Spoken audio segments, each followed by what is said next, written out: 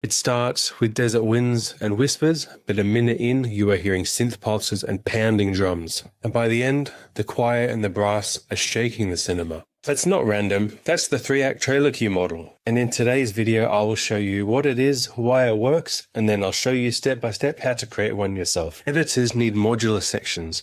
Act 1 for setup, Act 2 for tension, and Act 3 for spectacle. And they can use these sections to cut down clips into 15-second, 30-second, or 90-second clips, or they might use your whole 2 to 3 minute song. And between these 3 acts, we need to make sure we're fading to silence and then building up into the next section. If you write songs in a pop structure, say verse, chorus, with no breaks or no silence between, that's an impossible task for an editor. Whereas let's say if your verse ended and then it dropped to silence and then it ramped up and boom, hit in with the chorus, that's a perfect edit point for an editor to use. And when you're writing your music, you want to be thinking about an editor.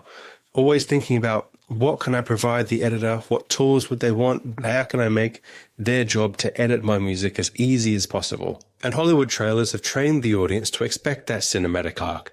It starts with the setup, and then there's the escalation, and then there's the payoff at the end. That's why every blockbuster trailer is in this 3-act structure.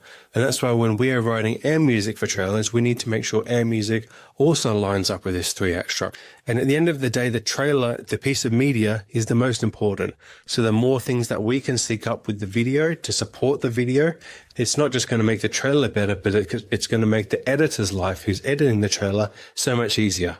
And if an editor likes editing your music, you're much more likely to actually get your music used in that trailer in the first place.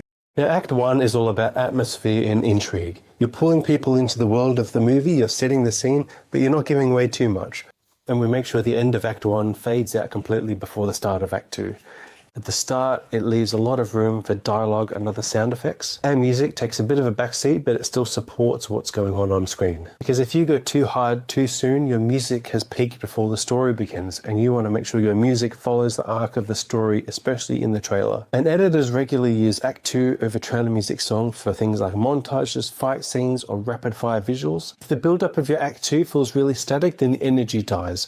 But you also don't want to go too hard because you want to leave Act 3 somewhere to go. So in Act 2, you build up the intensity, but you don't fully go all out. Act 3 is where we unleash everything.